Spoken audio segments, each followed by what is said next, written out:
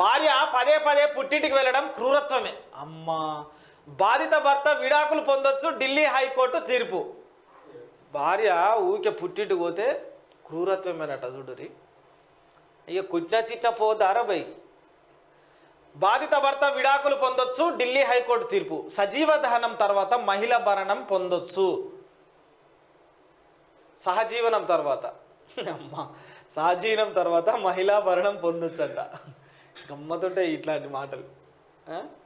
అందుకే జరా బీఆర్ఎస్ను ఓడించాం, ఇక బీజేపీ వంతు అభివాదం చేస్తున్న రంజిత్ రెడ్డి. ఇక రంజిత్ రెడ్డికి పిలిచేస్తారేమో. ఇక రంజిత్ రెడ్డి కడియం శ్రీహరి అవుతుంది మీ పని. ఇది మేనిఫెస్టో కాదు, ప్రజల ఆత్మ. ఎస్సీ ఎస్టీ బీసీ నిరుపేద జనరల్స్కు కులగణన కేసీఆర్వి చీప్ పాలిటిక్స్. వేల మంది ఫోన్లను ట్యాపింగ్ చేయించారు. ధనవంతులకు సుమారు 16 లక్షల కోట్ల మాఫీ చేసిన మోడీ రైతులకు ఏమీ చేయలేదు.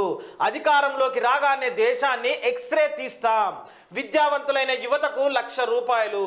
తుక్కగూడ జనజాతర సభలో రాహుల్ గాంధీ. అయితే ఇక్కడ నాకు నచ్చనిది ఏంటంటే, నేను ఎప్పుడు కూడా ఇది కోరుకోను. ఎందుకంటే నాకని కాదు, ఎవరికైనా ప్రజలు ఏంటంటే విద్యావంతులైన యువతకు 1,00,000 రూపాయలు. ఈ పైసలు ఎందుకే?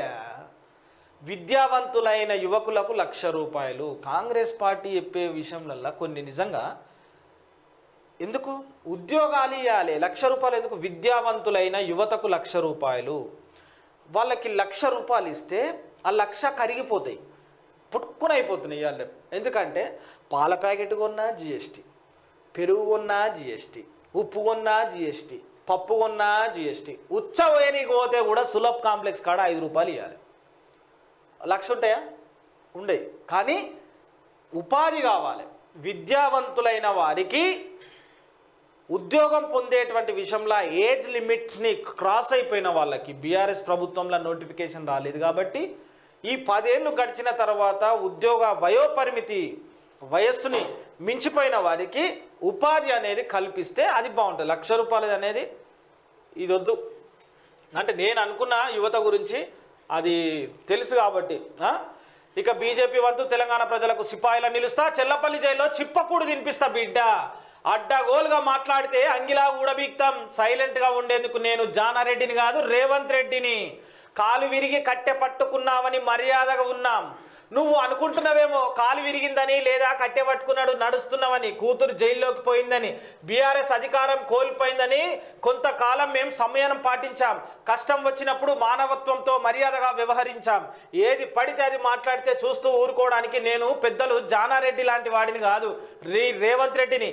అంగిలాగు ఉడవీకి నువ్వు మాట్లాడే లత్కోర్ లఫంగి మాటలకు చెర్లపల్లి జైల్లో చిప్పకూడు తినిపిస్తా బిడ్డ అని చెప్పి నిన్న కేసీఆర్ని పాయింట్అవుట్ చేసి ముఖ్యమంత్రి రేవంత్ రెడ్డి చెప్పినటువంటి మాటలు దురుసుతనము అట్లా కనబడ్డది. అంటే జానారెడ్డి లాగా నేను ఊరుకునే వ్యక్తిని కాదు, జానారెడ్డి అంటే నువ్వు చెప్పినట్టు విన్నాడు కానీ నేను అసంటోను కాదు అని చెప్పేసి అన్నాడు. కానీ అప్పుడు గతంలో బీఆర్ఎస్ పార్టీ అధికారంలో ఉన్నప్పుడు కేసీఆర్ రేవంత్ రెడ్డిని జైలుకు పంపించినటువంటి విషయంలో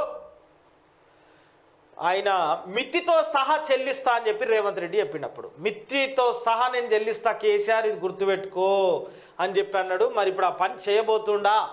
అయితే ఆ పని ఏడ చేస్తాడో, ఏడ జైలుకు పంపుతాడో అని చెప్పి ఫోన్ ట్యాపింగ్ సంబంధించినటువంటి విషయంలో నేను ఉన్నోళ్ళందరూ పేరు తీస్తా, ఎవరిని అరెస్ట్ చేయాలో ఏందో అని చెప్పి ఇటు మళ్ళా కేసీఆర్. కానీ కేసీఆర్ మైండ్ సెట్కి రేవంత్ రెడ్డి ఆయన ఊహానికి వ్యూహానికి ఈయన అంచనా వేయగలుగుతాడా లేదా రేవంత్ రెడ్డి?